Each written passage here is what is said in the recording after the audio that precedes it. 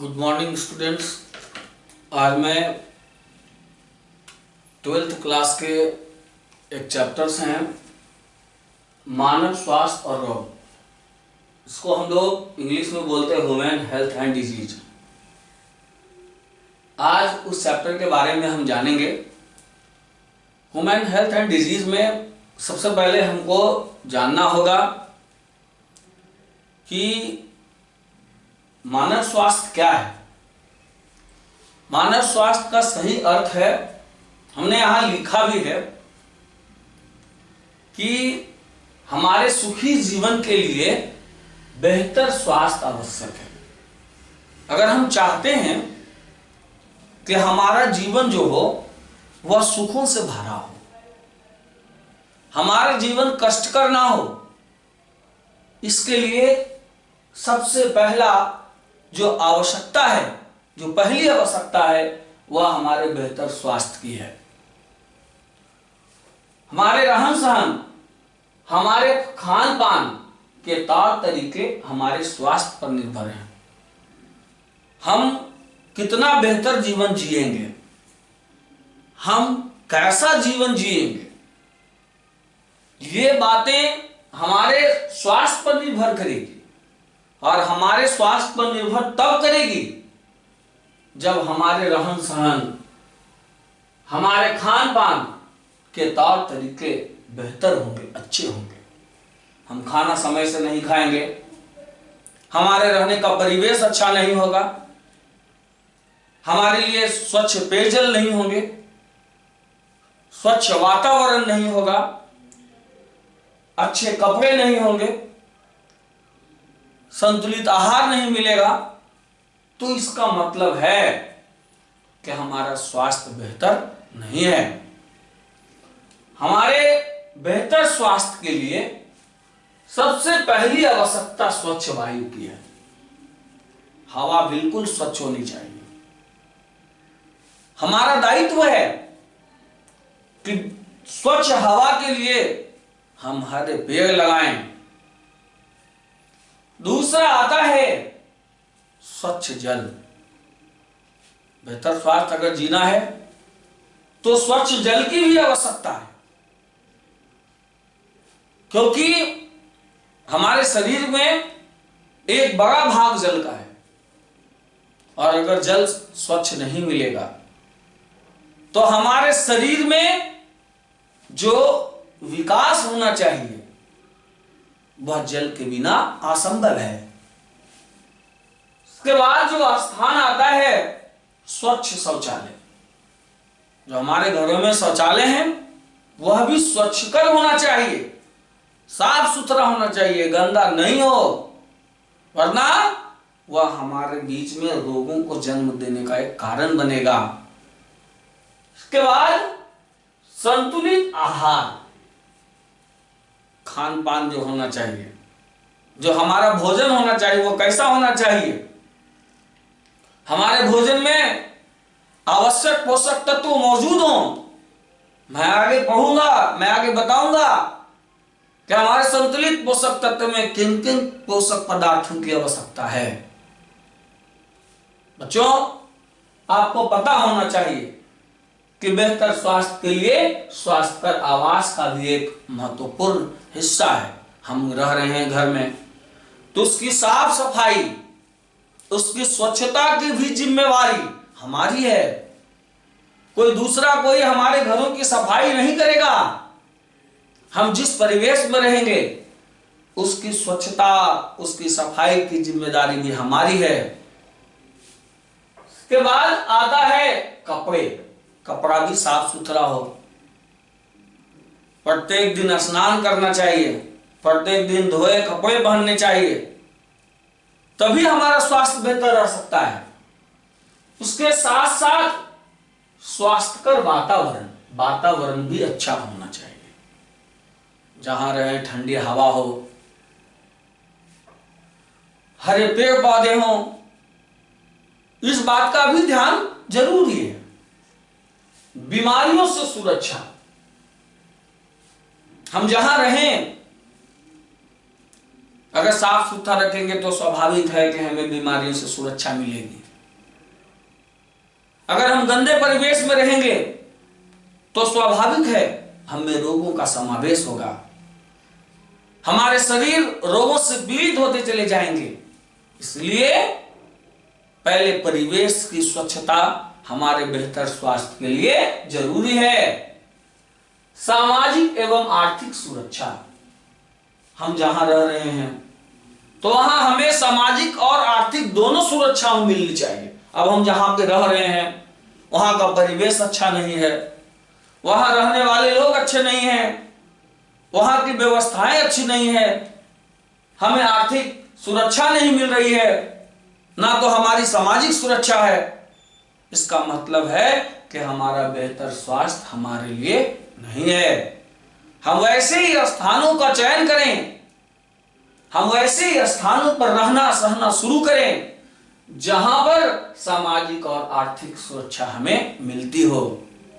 और उससे बड़ी बात है सामाजिक सौहार्दपूर्ण वातावरण जरूर हो। अब जहां हम रह रहे हैं जाति धर्म वगैरह वगैरह के नाम पर अगर हमेशा विवाद हो रहा है तो स्वाभाविक है कि हम ना चाहते हुए भी बेहतर स्वास्थ्य भरा जीवन नहीं जी पाएंगे। हम वहां विकास करेंगे, हमारा स्वास्थ्य वहां ज्यादा अच्छा विकास करेगा जहां पर सामाजिक और सौहार्दपूर्ण वातावरण होगी। इसलिए बच्चों, हमारा जो सामाजिक परिवेश हो वह सौहार्दपूर्ण और सामाजिक वातावरण से भरा हो, वहीं पर हमारे स्वस्थ और बेहतर स्वास्थ्य का विकास संभव है। अब हम जानेंगे कि संपूर्ण विश्व भर में बेहतर स्वास्थ्य के लिए कौन से संगठन कार्य कर रही है। तो आपने पढ़ा होगा पिछली कक्षा में कि बेहतर स्वास्थ्य के लिए WHO नामक एक ऐसी संस्था है जो पूरे विश्व में स्वास्थ्य सेवा मुहैया कराती है। इसको हम लोग इंग्लिश में बोलते हैं वर्ल्ड हेल्थ ऑर्गेनाइजेशन, जिसका हिंदी नाम है विश्व स्वास्थ्य संगठन। बच्चों, विश्व स्वास्थ्य संगठन अर्थात वर्ल्ड हेल्थ ऑर्गेनाइजेशन एक ऐसी संस्था है जो पूरे विश्व को बड़े से बड़े रोगों में मददगार साबित होती है, लोगों को बेहतर स्वास्थ्य सुविधा मुहैया कराती है। जन जन तक, एक एक व्यक्ति तक बेहतर स्वास्थ्य की सुविधा मुहैया हो, यह इसकी जिम्मेदारी है। आपको पता होना चाहिए पोलियो जैसी खतरनाक बीमारी पर अंकुश लगाने के लिए संपूर्ण विश्व में टीके के साथ साथ सुइयां, खुराक पिलाने की भी व्यवस्था जो आज पूरे विश्व में हो रही है। आज पोलियो पर संपूर्ण विश्व विजय पाया है। तो ऐसे भयंकर रोगों के लिए भी WHO क्या करती है, विश्व भर में बेहतर स्वास्थ्य सुविधा मुहैया कराती है। इसकी स्थापना 7 अप्रैल 1948 में हुई थी। जो आपको पता चल जाए कि विश्व स्वास्थ्य संगठन की स्थापना कब हुई, 7 अप्रैल 1948 को। मैंने पहले ही कहा कि यह विश्व भर में स्वास्थ्य सुविधा मुहैया कराती है। अब हम जानेंगे इसका मुख्यालय कहां है। इसका जो मुख्यालय है वह स्विट्जरलैंड के जेनेवा शहर में है। स्विट्जरलैंड के जेनेवा शहर में है। किसका मुख्यालय? WHO का। इसको हम लोग क्या बोलते हैं? World Health Organization. अब हम लोग यहां से चलेंगे कि बेहतर स्वास्थ्य की मूल शर्तें। हमारा अच्छा स्वास्थ्य कब रहेगा, हम कैसे अच्छा रहेंगे, हम स्वस्थ कैसे रहेंगे। तो बेहतर स्वास्थ्य के लिए हर व्यक्ति को संतुलित आहार जरूरी है, व्यक्तिगत एवं घरेलू स्वास्थ्य जरूरी है। तीसरा आता है स्वच्छ भोजन एवं जल, खाना साफ सुथरा हो, स्वच्छ जल मिले, शुद्ध एवं स्वच्छ हवा, और पांचवा आता है व्यायाम एवं विश्राम, और छठा आता है व्यसन। यानी अच्छे स्वास्थ्य की मूल शर्तें ये कुल 6 हैं। मैं फिर से एक बार रिपीट करूंगा। अच्छे स्वास्थ्य की मूल शर्तें: संतुलित आहार, व्यक्तिगत एवं घरेलू स्वास्थ्य, तीसरा स्वच्छ भोजन एवं जल, चौथा शुद्ध एवं स्वच्छ हवा, पांचवा व्यायाम एवं विश्राम, और छठे स्थान है व्यसन के। अब पढ़ेंगे हम संतुलित आहार क्या है। वे आहार जिसमें सभी प्रकार के पोषक पदार्थ मौजूद हों, वैसे आहार जिसमें सभी प्रकार के पोषक पदार्थ मौजूद हों।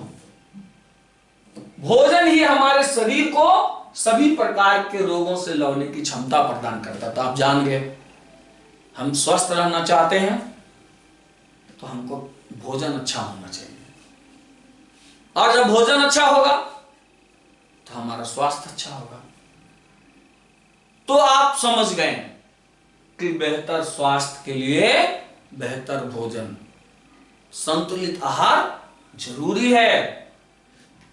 यहां पर हम एक बात और जान लें कि संतुलित आहार में भोजन के जो मुख्य पोषक तत्व क्या हैं।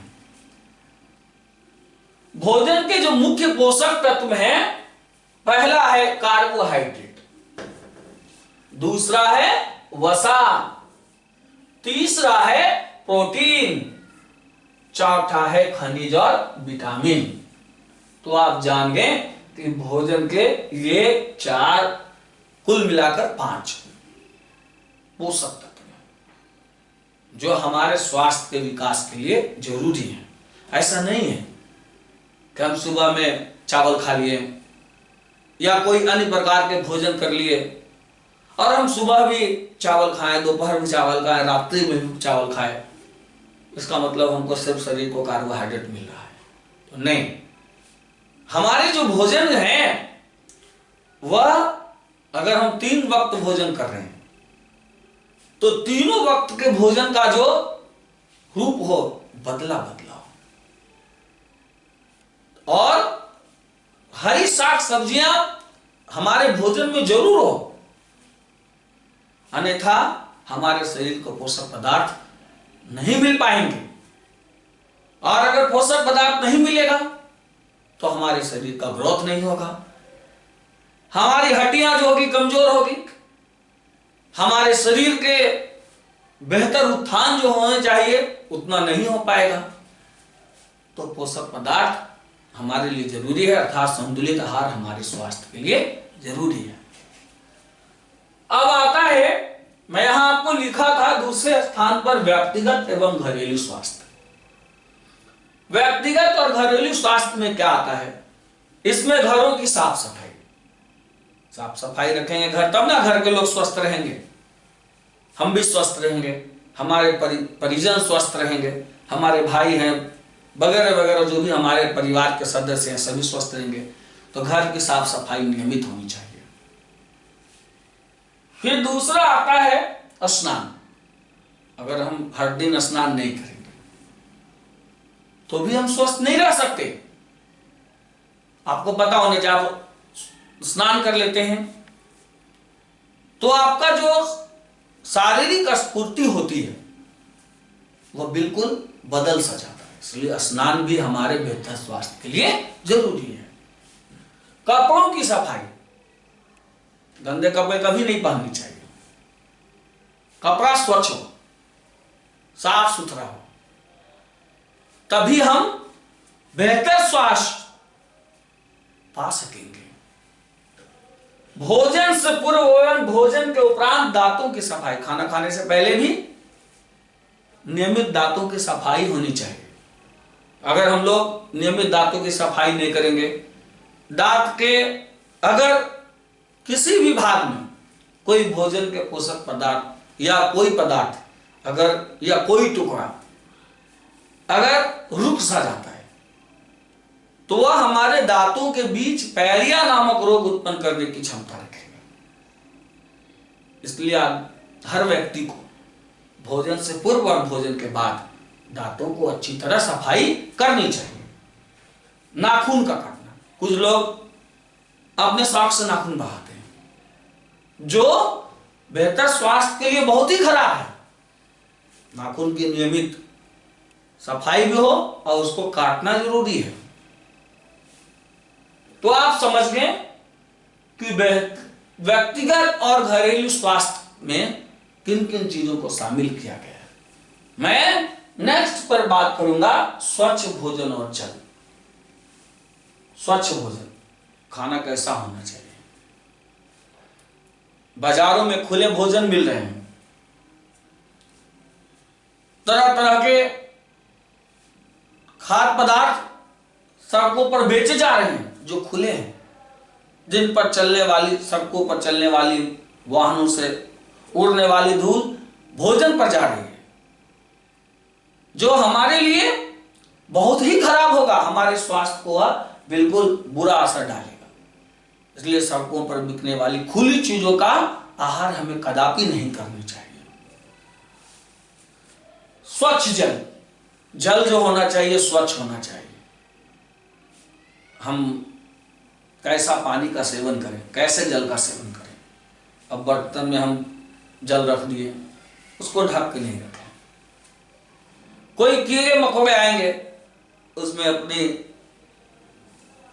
मुंह मार करके चले जाएंगे, उससे पानी गंदा हो जाएगा, या धूल पड़ सकती है जो हमारे स्वास्थ्य पर बुरा असर डालेगा। इसलिए स्वच्छ जल का सेवन हमारे लिए जरूरी है।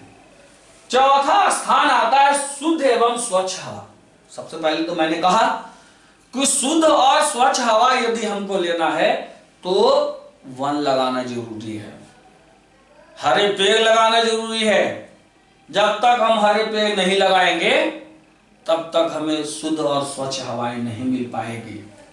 आप देख रहे हैं कृषि उत्पादों में बहुत सारे किसान अपने खेतों में गेहूं लगा रहे हैं या अन्य खाद्य पदार्थों को उपजा रहे हैं और जीरो टिलेज से खेती करके फसलों को ऊपर ऊपर काट रहे हैं और उसकी जो खूंटी है, जो डंठल है, उसको खेतों में भी जलाते रहे हैं। आपको पता होना चाहिए कि यदि खेतों में हम ऐसे कृषि अपशिष्टों को अगर जला रहे हैं तो क्या नुकसान है।